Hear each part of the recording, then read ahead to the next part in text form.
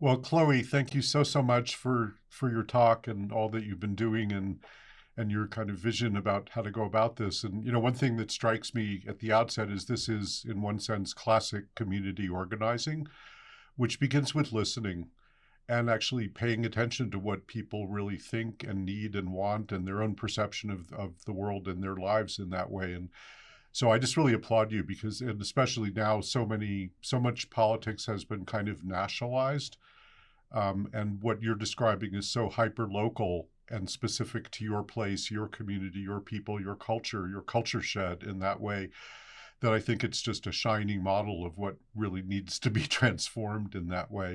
Mm. And politically, one of the sharpest, clearest divides in the country is really around rural and urban. I mean, there's such vast differences. I live in New Mexico, which is a very large state with sort of several states in one.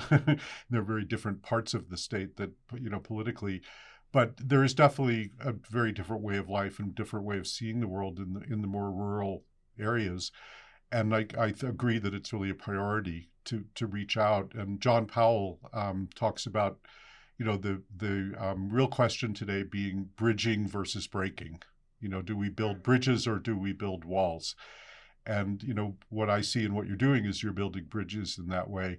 And what I find is that when you get beneath the surface, poll after poll after poll shows that a pretty significant majorities of people mostly want the same things, from higher taxes on corporations and the wealthy to climate action now, which is new, but it's really shifted, to paid family or sick leave, to a living wage. I mean, it's not, these things then the politics get muddied very deliberately with a lot of stereotyping and kind of rhetoric and branding.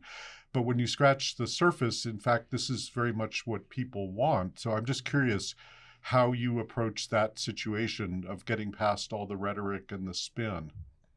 Yeah, I mean, I think the way to get past is like what you just said, which is to listen, and I don't show up at someone's door and say, "Hey, I'm Chloe. This is everything I think and stand for. Do you agree with me?" I almost don't talk about myself at all, and I just say, "I want to hear what's on your mind." And I can't actually represent unless I'm truly listening to people. And I think one of the biggest breakdowns that I hear people talking about is that they don't really have any faith in a representative democracy anymore. And the way that I can help rebuild that is by listening, respecting what I hear, and reflecting that in my policy. And I think when you get down to that more basic level, that you start to see that on both ends of the political spectrum, that we actually share a lot of values, and these values gets distorted when we start to put them in really partisan or polarizing policy terms. So, for example, I think that everybody I don't think I met one person who didn't want affordable health care. I don't think I met one person who didn't think that the wealthy should pay their fair share. But the way that those values have been manifested in today's political climate are really destructive. The wealthy paying their fair share is now branded as socialism. And if you want affordable health care, then you're for socialized medicine or Medicare for all or Medicaid for all. And that's not really like what I think, and that's not what I'm talking about. It's not what my people are talking about. So it's almost stripping it down a level, like getting back to basics, reminding ourselves of who we are and what we stand for, and rebuilding from there. Right, exactly. And I guess 2, 3 years ago, Robert J. Lifton, the psychologist, talked about what he witnessed as being the climate swerve. There was a dramatic shift in public opinion, basically because it's up close and personal pretty much everywhere now. And it was just a matter of putting two and two together and connecting the dots in that way. And you introduced the legislation last year, I think in 2019, in Maine for a Green New Deal. And I wonder if you could talk a little bit about what that actually comprises and also what's left out of it. Um, and then how people are responding, in Maine to the reality of climate disruption. I mean, I know I grew up in New York and on the East Coast, and my parents used to take my brother and me to Martha's Vineyard in Nantucket every summer before it was cool or expensive. But New England, I mean, the lobsters are moving north. I mean, there's a lot of issues around core industries. Anyway, Yeah. Yeah, I mean, when I talk to folks around here, I rarely hear people name climate change specifically, although it happens sometimes. I hear a lot of people talk about the lobstering industry, about how our waters are too warm to shrimp, how we can't really go ice fishing in December like we used to when we grew up, and it's like we talk about it in more of a lived experience kind of way, and in a way that's really tied to our economy and our culture. So, I wrote the Green New Deal with the labor community, and I called it the Green New Deal to really draw attention to a different way of talking about climate change that was based in that lived reality of rural, conservative working places. That's not really the perspective that I hear from most climate legislation in general and specifically in Maine. So the bill itself was in its original form had 5 different parts, and 2 of them made it through the finish line. But the other 3 that didn't make it through were really focused on establishing long-term task forces and commissions to ensure that Maine's transition to a new energy economy was just and equitable. So we were going to set up the Green New Deal task force that would have really charted out what a just transition looks like for Maine, because that doesn't exist right now. And then we were going to establish the Just Transition Commission, which would have monitored the transition to make sure that it was fair and equitable, that we weren't disproportionately harming low-income folks, rural communities, communities of color, new Mainers, or any community that's already disadvantaged. Those pieces got taken out for various reasons, but hey, it's politics. And there are 2 pieces left in the bill.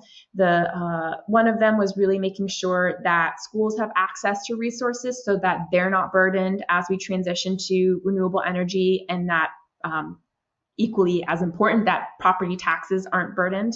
And then the other piece of the bill that made it through is an apprenticeship program, and it requires a certain percentage of workers on large scale renewable energy projects to come from apprenticeship programs in Maine.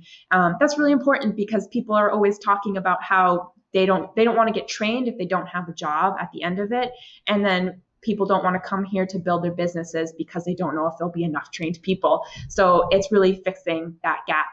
I think, the bill was targeted legislation, not a broad resolution. It had no fiscal note. It was really just trying to say, we need to have different voices at the table when we're talking about climate change in Maine. Maine's largest source of carbon emissions comes from transportation. And it's really hard to tackle that if you're from a rural community. We can't do anything here without a car. So how are we talking about these issues in ways that really acknowledge that and center the voices of working people as we're talking about what's going to happen to our state in the next 10 or 20 years? And we did a lot of work to differentiate it from the National Green New Deal, which has not landed super well where I live. And I think people really heard that. And yeah, I'm going to do more climate legislation this year that is really building on that legacy, and have, working with the labor community again to do some climate jobs bills. And there's such a power to the conversations that you can have in political spaces if you do it right. And I want to take advantage of that opportunity. Right. And I think, it's interesting because Maine obviously is a small state and not nearly as influential as California, or New York, or Texas. And at the same time, the very work that you're doing there, working with essentially a rural state overall, is critically important politically, and I can almost envision a network around the country of people like yourself working in rural districts. But what do you think your influence as a state could be in that sense of developing these kinds of models that are going to fly politically in rural areas? Yeah, I mean, Maine is unique in a lot of ways. Since we're a pretty small state, there's only 1.3 million people in the entire state. So our state senate and our state rep districts are quite small compared to other states. But when we're talking about running rural campaigns, I think there is a lot that is able to be replicated from our work here.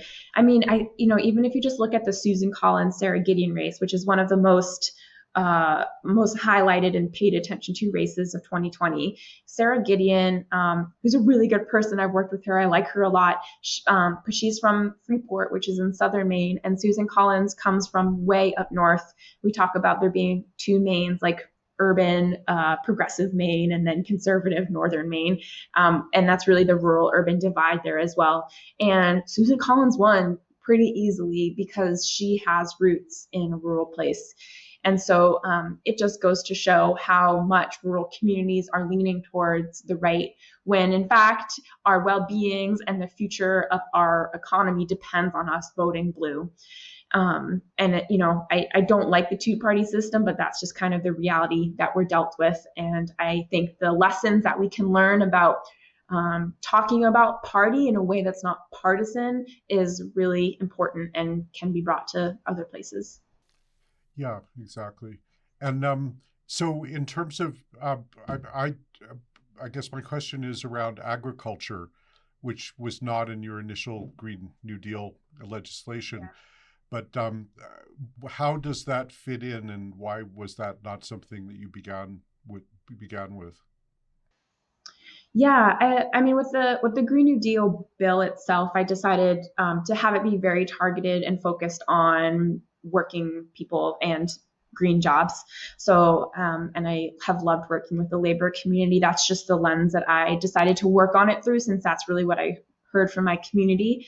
But most of my community is agricultural, and I've sat on the Agriculture Conservation and Forestry Committee for the past 2 years, and I'm pretty sure I'll be on it again. And so, there's a lot of bills going through that are sponsored by farmers who are really trying to make sure that organic, healthy food is accessible. We have a huge food security crisis in Maine. About 20% of Mainers are food insecure, and there's lots of amazing programs to make sure that farmers are feeding local folks, and that farmers have the tools that they need to practice regenerative agriculture and be part of our climate plan here in Maine. It's I think I really believe in farming and agriculture as a way to sequester carbon and pioneer a new way for rural places. And a lot of that just has to do with making it easy for farmers to grow their food, to make a living out of it, and to know that they'll have the support from their government to make it work. Right. And there's so much complexity that we're all facing now, and so much uncertainty, and kind of a perfect storm of crises that are in many cases accidents yet waiting to happen. But some of the predictions now are that the bottom is going to fall out of the fossil fuel industry completely within 3-4 years, basically, and that's market driven largely. It isn't so much about an ideology or philosophy about that. And at the same time, we're all caught in this vice or this polarity that's been set up between economy and ecology. And so how do you reconcile, your awareness and the truth of the urgency of climate disruption? I mean, we're already in overtime in terms of things that need to be done. Yet, how do you reconcile that with what's politically possible, the urgency with the possible? Yeah. I mean, that's something I've been struggling with for so long, and on some level, I think that politics is incompatible with the scale and urgency on which we need to act around climate.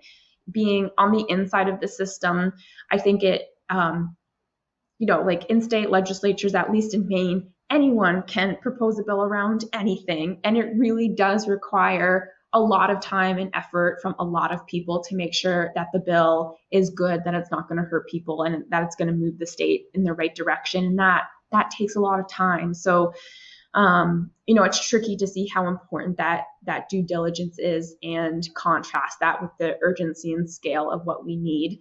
And especially now with COVID, with the budget crisis, and acknowledging that a lot of what it's going to take to ensure just transition requires a lot of money. And oh, it's just kind of a circular logic. Like one of the ways that we can ensure we have that money is by bonding and getting bonds on the ballot so that people can vote for it, and so that we get really large amounts of money for these public investments. But you can't pass a bond without 2/3 support from the legislature. So it all goes back to the point of having good people in office who are going to propose good bills that are really worth it, who are going to vote for those bonds, who are going to really make sure that we're tackling and talking about this issue in the right way. And so that was my long way of saying it just so depends on who we are electing. If you had a state legislature that was made up 100% of climate champions, I'm sure what comes out policy wise is going to be absolutely incredible. But it's just because we are working with people from all different parts of the state who have every possible viewpoint on this world that it is very challenging. So I don't know, like all I can do is try and say, I live in one of these rural red places that I think is not going the right way, and I think I can serve us better, and I'm going to try and set up that pattern for maybe other people to learn from or follow or whatever. Yeah, I think, we can also have faith in the process in a certain way that things are going to continue to unfold. I mean, climate, cataclysms are just going to get worse and worse, and, there's no escaping anymore. And I think what's also very important about what you've done with the Green New Deal is to really position it as an economic revitalization strategy. And at the end of Yeah. the day, I mean, we're all trying to make a living, and people generally would certainly prefer work that's contributing rather than detracting or destroying. And oftentimes that's more a cultural shift or a sort of psychological shift than something in what people actually really want together. Yeah, absolutely. Yeah. So it's back to getting past kind of the branding and the stereotyping and the spin. There was a really interesting study done years ago in Kansas, the famous What's the Matter with Kansas? Why do people vote against their own interests? And the Land Institute did a survey and a study about why Kansans, how they related to climate change. And what they found was that it was intimately bound up with identity, that if you were in favor of climate action, it meant you were for abortion and for gay rights. It was a whole kind of slate of other social issues that became wrapped up in your identity. So what they did is they looked at what is the local culture in Kansas and what are the core values, and is there a way to position climate action within those values. So just to give one example, but they found that Kansans are super proud of how frugal they are and literally conservative in that way. Well, clean energy is conservation. And they got a big conservation program that went statewide, and people were competing to see who could save the most energy and the most money. And so there are a lot of ways to come at this that really does respond to the core values and the culture that people have in that way. I'm also curious because, Obama made a comment a couple of years ago or last year that really got my attention, which is that if women were in charge of the world for a couple of years and had the decision-making power at every level of society, the world would be so much better off in 2 years. And, you are a young woman who is in office in a very significant position now. Record numbers of women are not only running from office, right? Running for office, but winning. And I'm curious, how do you see your role as a woman in that way? How do you see the leadership of women as being different? Yeah, I mean, I'm one of those people who thinks we need all types evenly represented or equally represented. So it's about having women and men, rural and urban, people of different backgrounds, skin colors, sexual orientations, gender identities. We need a legislature and a Congress that reflects the diversity of our communities, and we're not quite there yet. But I think it's important to make sure. Well, I think the policy is shaped by the perspective of the people who are crafting that policy. So if you have one identity making policy, like it's going to turn out a certain way. So, I don't think it's just about having women in office, but like young people too, who are just looking at things from a different place because of their lived experience. And I think that in office itself, that the, state houses, state senates can be like really loud places, and where a lot of voices compete for space. And I think it's important to have different models of what it can look like to be in that space, so it feels more accessible to everybody. And I mean, certainly on my campaign trail, I can there's a whole lot of sexism and ageism going around, but I think that it's important to be able to see that so you can redirect it and understand why it's so important still for women to be running for office. Hmm. Well, you mentioned young people as well, which is really pertinent to all this. But attrition is a huge problem in many rural states where young people are just leaving because it's so hard to make a living for the most part. But is that the situation in Maine? And are there more young people coming, moving into politics these days, into electoral politics?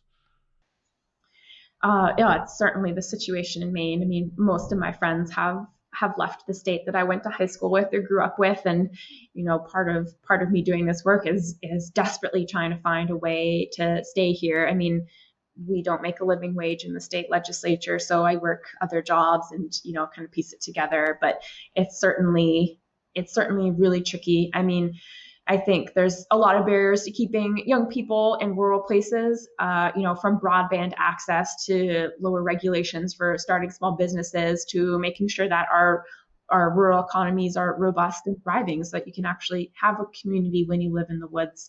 But I think too that having young people in office is so important uh, to fight for our voices, to fight for our futures. And that doesn't mean that we're not honoring the past or honoring the people that we represent right now, but we're also bringing a different kind of perspective to it. That's like, okay, we're gonna be trying to make it in this state for a really, really long time, and our voices have to be represented in the state capitol. Yeah, and there's such a sharp generational divide now in terms of kind of the moral clarity and the sense of not only urgency but emergency among young people. And Yeah. this past election, 2020, one of the decisive factors in quite a few states was the youth vote, a huge surge in youth turnout. And that's pretty, it happens periodically, but this feels like it's maybe here to stay. I don't know if that's your sense. I think so.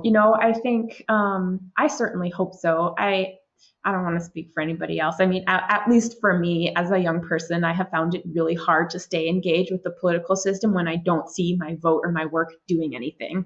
And I think that's why we kind of tend towards issue campaigning, because it's a lot easier to build a movement, to get traction, to see other people doing the same thing. And it's just like a little bit more opaque with politics. So, I think it is 100% the responsibility of the people that we elect to really show people that there is a reason to have some inkling of hope or faith in politics, and to not give up on it. It's the second that we give up on it and turn our backs away that whatever progress we made will disappear.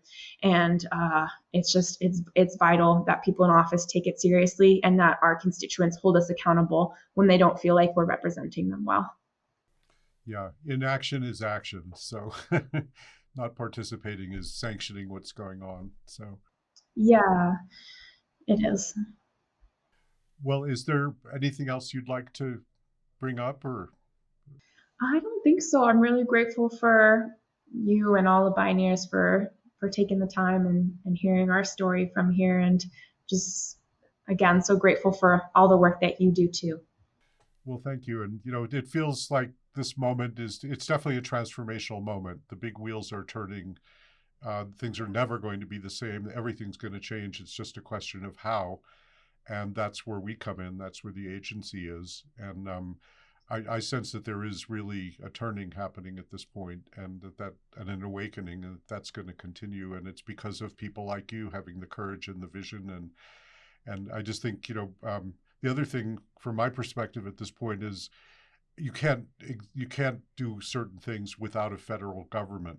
But at the same time, this country is called the United States of America, and Yeah. there's most of the most positive change has been happening at the local level, from small communities to counties to cities and states, and increasingly, alliances among them, and transfer of information. And particularly in this current context, I couldn't understand why the Republicans would have wanted to win the presidency, because they're basically going to be facing a smoking ruin, and they have gutted government. I mean, they've deliberately monkey wrenched it and sabotaged things. And, with the Biden administration coming in, just beginning to even reconstruct a functional system is going to be a difficult job. So I think a lot of what's going to happen is that the action will move even more to the cities and states.